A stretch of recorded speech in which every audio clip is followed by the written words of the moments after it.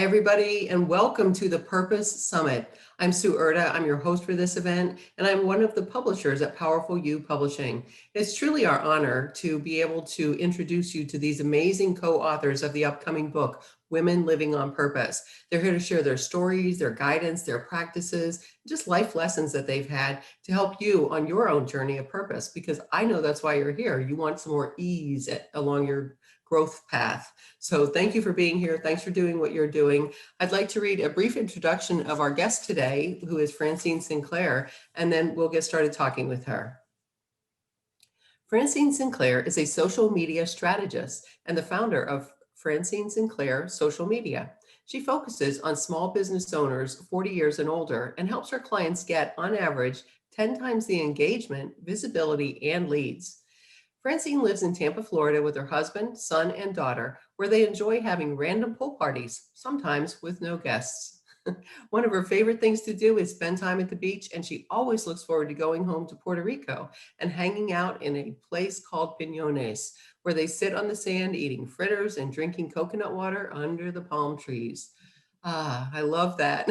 Francine, it's great to have you here today. How are you? I'm fine. Thanks, Sue. Thank you for having me here today. Yep, thank you. And this is great because, you're talking about social media today, which I'm excited about because I know that people that are listening are, interested in, maybe growing their following, getting some more business and just really enjoying social media more with some more ease.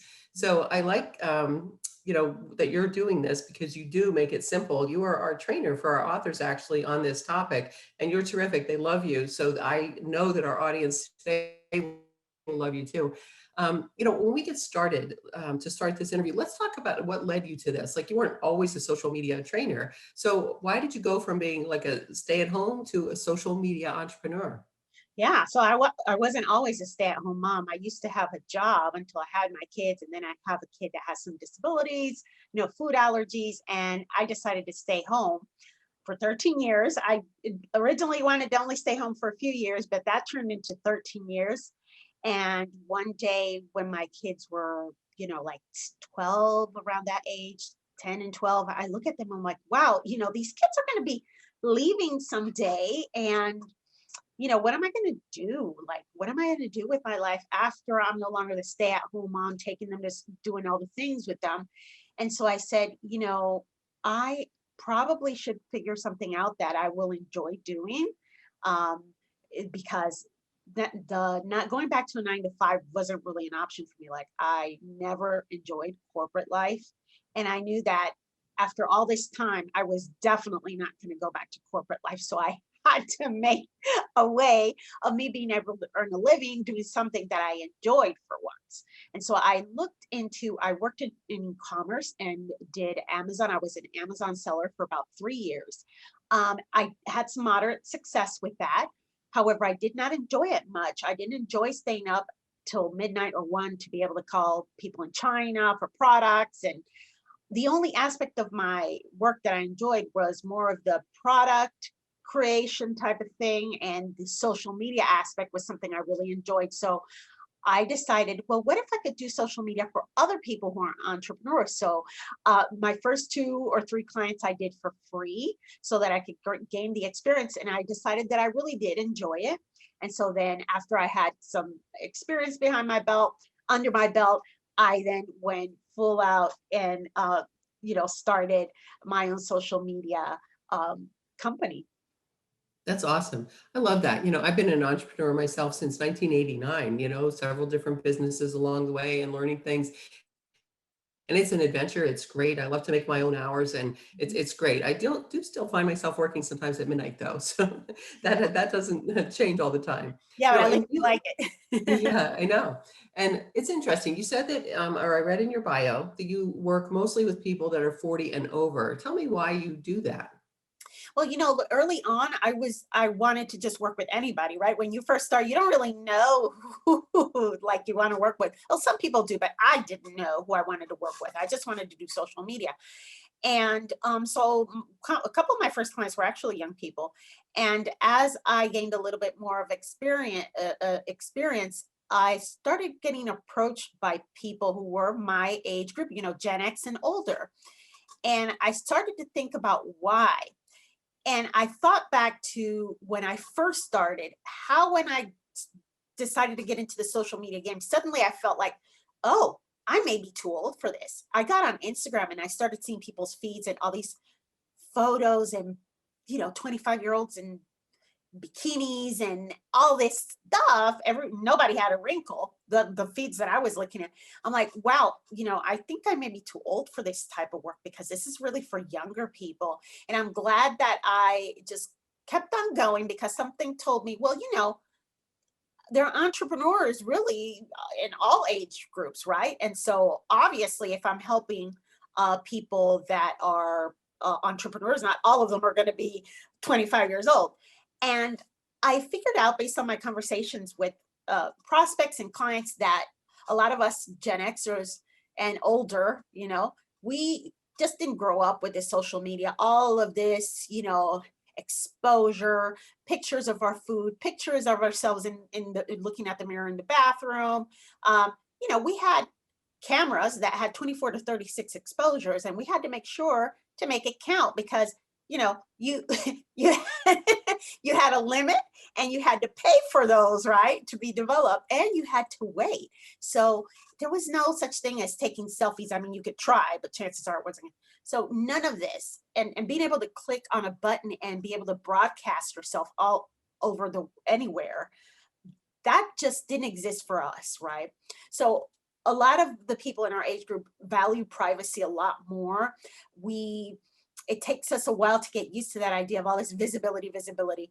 And one thing that I like to instill into my clients and the people that I work with, and even those who I don't, is that just because young people or other people are doing TikTok videos and dancing in front of a camera, if that is not you, you don't have to do that. There are ways of gaining visibility that come naturally to you, that feel good to you, right? If you're a serious person, you don't want to be dancing, right? It just doesn't match.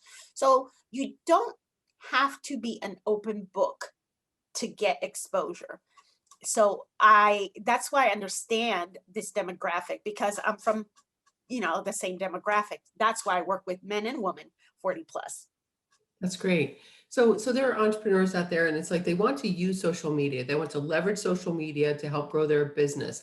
Talk to us about what is important about visibility and engagement on social media. Yeah. So visibility is really important on social media, especially after COVID. Things changed really drastically. You used to be able to get away with social media is a great thing to have, but most of my business really comes from, in-person events. And now we're going back to that, but there was a big disruption in between, right? And so, especially if you haven't been at it forever, because a lot of people they're set, their business is set, they get everything referrals. But if you're not there yet and you need to do marketing, you have to be visible. And if you want to be visible on social media, that means that you need to create the content and you need to be consistent. If you do not create content and you're not consistent with it, and let's say you just post once a month, there is no way people are going to be able to become familiar with you. They're going to get to know you, like you, and trust you. They're not, because they're not going to see your posts. Period. That's how it works. You can post something now, and most people aren't going to see it anyway. That's why you have to be consistent. Now, engagement is kind of that thing that goes together with visibility, because social media is about a two-way. It's kind of like a two-way street. It's about building relationships. You want to be social. That's why it's called social media. And so when you engage with other people, you start building that relationship with them, and they also feel like you're paying attention to them as well. In addition to that, from a technical aspect, you want to have engagement, because that prioritizes your posts with those people who engage with you, at least temporarily, right? So the more engagement you have going on, the more those people who are engaging and that you're engaging with are going to see your posts. That's great. That's great. So you mentioned that you basically designed your own business, become an entrepreneur, do this thing because you like working with social media and you like working with these clients. Tell us, what do you do for your clients? Yeah, so I work with I guess two different kind of clients, or one a few steps ahead of the other one, right? So the main type of clients that I work with are usually established, um, entrepreneurs who are service providers and sell high ticket programs or offers, let's just say 6 7 figure entrepreneurs, and I'm hired by them for either one or a combination of all three of things. So I repurpose their content. These people are established, they usually have a world of content.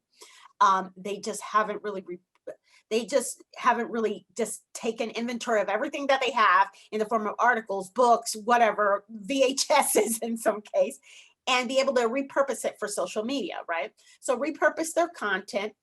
I help them build or rebuild their audiences to make sure that their audience, the people that they're friending, following, connecting with, are actually as close to that avatar or ideal client as possible, instead of, let's say, high school friends or random people off the internet.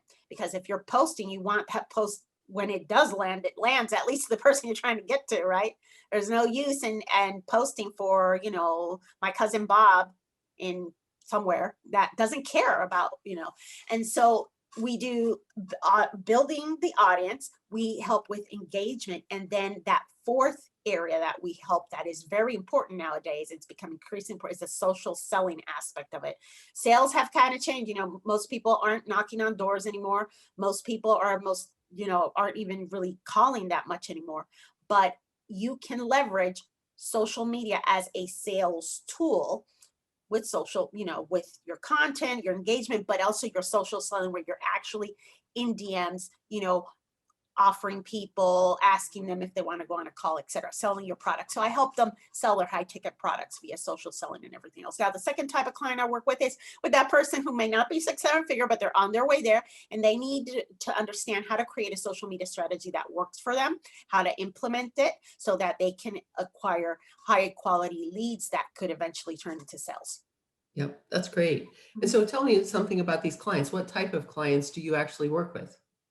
Yes, I have worked well, all of my clients are service providers. They either, some kind of, I haven't really worked with, other than one somebody who was selling physical products in fashion, but I prefer to work with service providers. So I have worked with attorneys.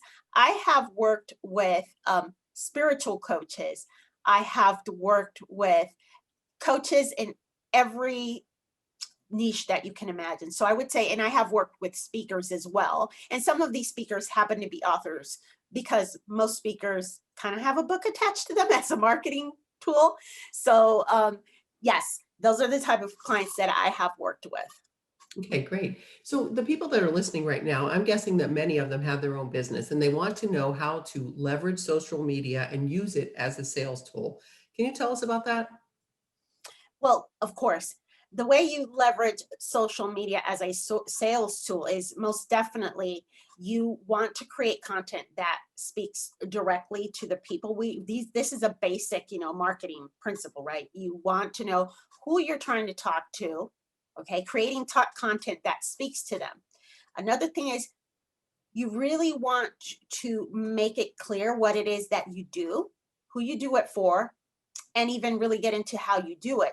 Because a lot of people kind of want to just get a really good idea before they call you or they text you, because they don't want to be like, oh, I really like this, but they hate saying, like, I thought I wanted this, but now I don't. So if you really explain and make it as clear as possible, even price range wise would be a good. I've seen some people who just give a range of what the cost is going to be, and they're very clear in their posts. So there are many different ways that you can use it as a sales tool, but basically what you want to do is that you want to have a social media strategy that is consistent, where you are entertaining, you are educating, and you are connecting with your audience. And you want to, in addition to that, want to potentially add the DM, if you can, if you have the patience to add the DM, because to me that is the secret sauce as far as making your social media a sales tool. The DMs are where the gold is, and not just sending DMs, but the follow-up that comes with it, because there's a saying that says the gold is in the follow-up or something like that. I don't know if you've ever heard that one, but it's like the fortune is in the follow-up. Yes. Yes. Yes, absolutely. So that is a secret sauce for me in leveraging social media as a sales tool. Yeah, it's interesting because so much of what you're saying is basic marketing. It's like marketing 101. It's like, knowing your audience, presenting yourself properly, all of that. So there, I mean, I know there's a difference, obviously, because we're not live and in person. We're not doing business exactly the same way, being online and all that. But so to me, though, I'm listening and hearing that you can take what you've learned all these years and now kind of put it into a social media format and make it work for you. Is that true? Absolutely. Take what you know, put it out there, put it in social media, connect with people because a lot of people um have the idea that they get frustrated with social media because they figure that they can just post and they're going to get people calling them or texting them. But it's not just about that. It takes more than just posting. You Yeah. really have to have clear message. You really have to have call to actions, you know, and you have to have that consistency. And I would say you should really use a DM feature, not to pounce on people and be spammy, but to build those relationships that could turn into high quality leads and sales. Yeah, that sounds great. So, people are saying, well, how many people follow you? How many friends do you have? All of these kind of things. Tell me, do you have to have a large social media following in order to make money? No, you don't. You don't. I mean, there is a model of being an influencer to make money, but as a business owner, the quality of the people that are connected with you in terms of how close are they to that ideal client, that's more important. It's better to have 10 people, 100 people that are really interested in what you have to say than 10,000 people who really don't care much, right? And so I would say you don't have to be visible to the entire world. You just have to be visible to those people that really matter to you. It's better to be a big fish in a small pond than a little fish in a gigantic pond. So you don't have to have a lot of followers at all. Yeah, that makes a lot of sense. And again, so much of what you say is stuff that I've done for years, but not necessarily on a social media platform. So it's Yeah, great. these And are I love that. universal principles and you carry them to social media. It's just a lot of written things and also, the visual aspects of it. But, now we have audio marketing on audio platforms. So if you're not really, you really don't love the video aspect of everything, like being on camera, you have audio, voice marketing, like on platforms like Clubhouse, Spaces. And if you like writing, you have all the platforms. So yeah, it's choose what you like most. And I guess, but your audience also everybody has different learning styles. So your post should be in different formats just to cater to the different types of people. Yep, that's great. And so there's not necessarily one platform that works better for entrepreneurs, is there? Or like, so the people that you work with, the service providers, is there one platform that works better, or should they be on more than one platform? Well, if they're solopreneurs, I would say they really need to determine which platform is going to be best for the audience that they're trying to cater to. If you cater to academics and people who are into politics, Twitter might be the best place for you. If you serve mid-career women who hold a 9 to 5 job, maybe LinkedIn might be a good choice. But the thing about LinkedIn is people are there for business during business hours, but that person may also be on Facebook for their personal, So, it just you have to figure out who are you really serving and where do they hang out. And I would stick to one primarily if you are working by yourself, if you're a solopreneur, and then just take the content from your primary platform and repurpose it for all the other ones. But then you don't have the engagement and the DM aspect in the other platforms because it's pretty hard to manage all of them, just one person with on top of all the work you probably have to do. Right, right. And running our business too. Yeah. Absolutely. Francine, you sound very passionate about what you do and that you really like it. Tell me, what's the favorite part of your business? Well, the favorite part of my business is when a client tells me that what I did work, that I helped move them closer to whatever goal they had, right? So that feeling of you having had a positive impact in somebody's business and therefore their life, right? because everybody's basically trying to achieve a few things, more money, more love. What's the other one? More freedom.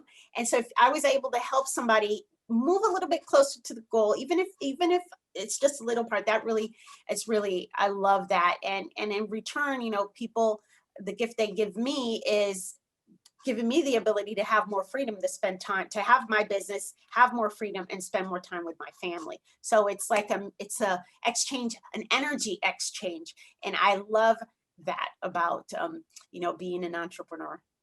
Awesome. Awesome. I love it. This has been great, Francine. Thank you so much for being here with us and sharing your wealth of knowledge with us because it's really important. And I think you've encouraged some people who maybe have been hesitant about getting out there to just go and do it and be consistent about, putting their message out there. So thanks so much for being here. And thank you for sharing your story in the book about how you did get started on this path, this new purpose that you have of working with 40 plus women in social media. Thanks so much for being a part of all All of it. right. Thank you, Sue. Take care. Thank you. You too. And listeners, thank you so much. I am so happy that you are here and that you are on your own path for purpose. I know that you will want to buy this book, this new book that will be out on June 29th, which is our launch date, and it's Women Living on Purpose. To buy this book and to get a bunch of gifts, like we have 35 plus gifts from our authors and partners for you. What you do is go to our website on launch day. It's womenonpurposebook.com. We will guide you to Amazon, the direct link to buy that book. You can either buy the paperback book or you can buy a 99-cent Kindle that day only, June 29th. And then you come back to our website, plug in your receipt number, and you will receive access to more than 35 gifts from our authors and partners, which are awesome. They're all gifts. They are totally free. So you get this awesome book with these amazing, inspirational, empowering stories about women who have found their purpose and are now living that way. And also you get all these gifts. So be sure to do that. And continue listening to the summit. There is so much information here for you and so much love here for you. So thank you for doing that and being a part of this, and continue to live on purpose in your life. Have a beautiful day, everybody. Bye for now.